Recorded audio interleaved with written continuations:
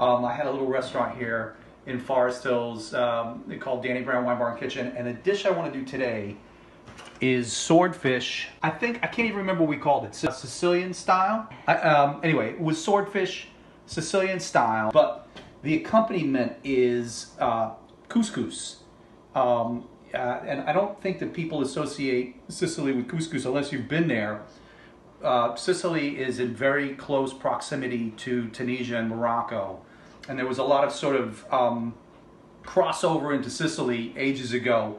So couscous is very much, although it's very Moroccan, it's very Sicilian as well. And use broccoli rabe on top, pine nuts, currants in the couscous, marjoram and mint, which are very Moorish, but Sicilian also. And then I make a sauce, which is my version of Salmoriglio, which is basically Sicilian chimichurri. First, I just want to talk a little bit about this swordfish. Beautiful product from Peerless Fish. And it couldn't be more fresh. It's just absolutely stunning stuff. So right now I have a little bit of vinegar, water, and some salt.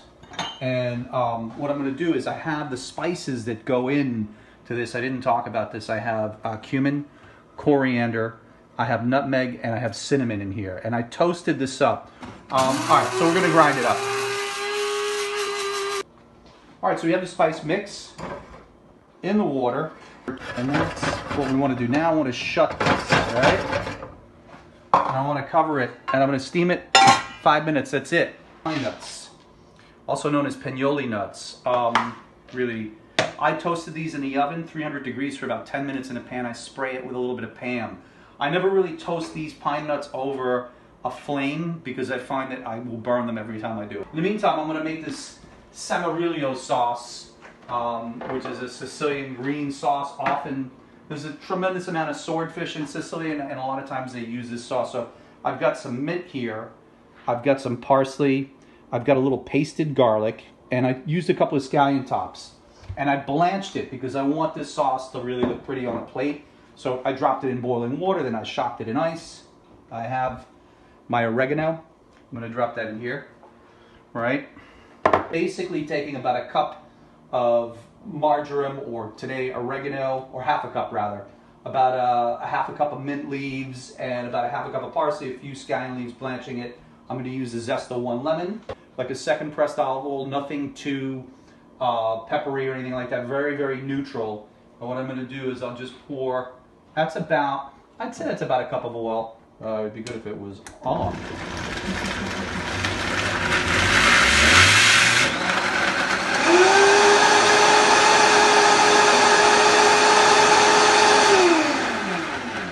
And that's it. That's it. It's a little high. Okay, so the sauce is done. Now I'm going to go over and we're going to do a little broccoli rabe. Now I'm going to use some extra virgin olive oil. And usually, in the restaurant we often made a garlic oil where we take 50 pieces of garlic and slice it or leave it whole and gently poach it in the oil and strain it off. We're not going to do that today. So what I'm going to do is I just took like 4 or 5 cloves, and I sort of smashed them, and we'll release that in the oil. A little pinch of salt. And we are going to cook the broccoli rabe from the raw state. Now I know some people don't like that. I love that. I like the flavor of like spicy broccoli rabe, and I feel like sometimes when you blanch it, you pull off a little bit of that really cool broccoli rabe flavor. I want to just release it.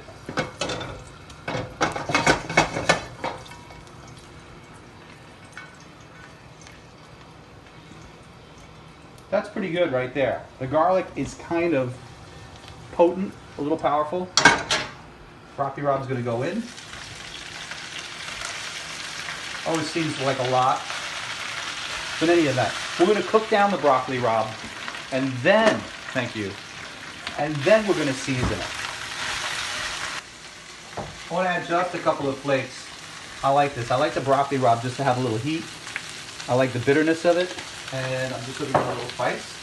I'm using a little sea salt now. I'll put just a little bit now, and I'll put some again at the end. A little water would be good. I don't have any veg stock on hand. Started out as a lot of broccoli rabe. Okay, so this is pretty good. because we've got other work to do, so this is going to continue to carry over. We look at our couscous now. One of the most important things that I should do, if you make polenta, sometimes polenta does this after it sort of cools down, right? This kind of comes out like this, and what we need to do is we need to separate it a little bit. And then, as soon as I can handle it, I'm going to do this. I'm just going to sort of roll it. I can kind of handle it now. Is we're going to add our raisins, and we're going to add our pine nuts. And then what I typically do, just to reinforce this, I saute the couscous right before I go to a plate, and I add a little bit of fresh mint and a little marjoram to it as well, just to give it another boost. Now we're going to sprinkle, as I mentioned, I toasted the pinoli nuts or the pine nuts. And now I'm going to put the raisins in.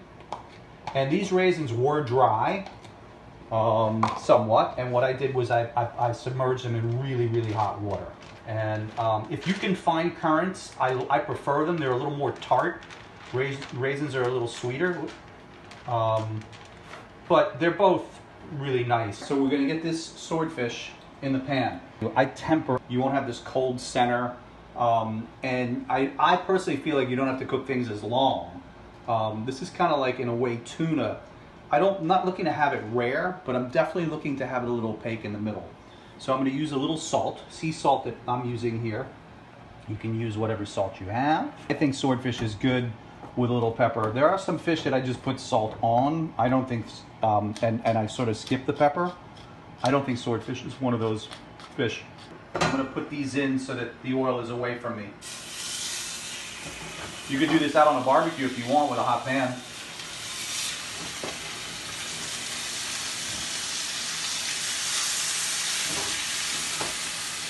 So that oil, I'm dipping that way. And I don't want to move it. To do with bay leaves, garlic, thyme, and some lemon peels. These are fresh bay leaves, and they're really also known as laurel. Let me do this. There we go. Oil away. Knob of butter. Ooh. Sorry about that. Almost burnt the cameraman, or camera woman. It's not fun until, no, let me not say that. Okay, so we're going to go in. And all I'm really looking to do right now is flavor this, obviously. I put a lot in. And I feel like there are 4 pieces of fish. If you saw my duck video, I put a lot of garlic in there. I really want to get, probably use a little more butter.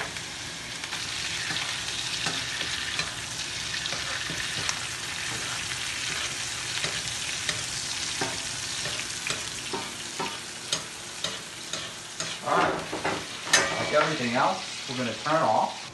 Now this is great. It doesn't feel like it's all the way cooked, but that's a good thing because we need to assemble the rest of these dishes. All right, and by the time I get it on the plate, it will do something that we call carryover. We're going to let that rest. We're going to work on sauteing our couscous, and we're going to go to the plate. All right, so let's plate this up. What I'm going to do is I'm just going to add a little olive oil. This time I'm going to use a little extra virgin olive oil. I have salt in the water that I cooked the couscous in, but it always takes a little bit more. All right, good.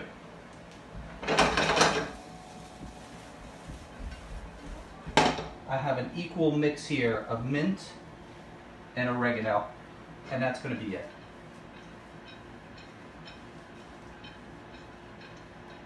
All right, it's warm, it's beautiful, it's lovely. All right, so I'm going to take, we're going to do like a restaurant.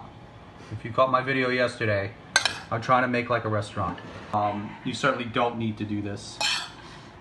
I'm just putting the couscous in the middle, and it looks like I'm getting it all over this plate, which I am. But I'm gonna fix that up. I'm gonna do right now. What did you call it, fluffing? I don't even want to get into that. It was called fluffing. I had really some of the best runners in the world here in this restaurant here in Forest Hills, who felt that their job was to fluff my couscous. Now, take that any way you want, but the plate was tight. It was a tight plate. So, I think the key to a good fluff, if you want to know what I think, It's Sean Forte. Sean Forte And don't use a kitchen towel. Sean, are you watching this? I think there was... He used napkins. Used napkins. I got cloth napkins. Yeah. He had 2 of them that were folded in a specific way. So, all right. Anyway, that's that. What I want to do right now is, now that I've made a mess with all this couscous on the counter, oh my God. Let's take a little broccoli, Rob, that we sauteed. Some nice leaves here.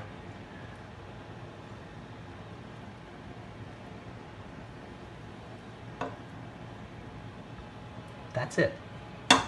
Salmoriglio. We'll do a little bit. Little sort of green fun. It's a really tasty sauce. I'm going to take a piece of swordfish and right on top. If I had, I would use Espelette pepper. I don't have Espelette pepper, but I always put a Basque French chili on the top of this. So I'm going to use, this is, I don't know what this is, but it's a little spicy and a little color.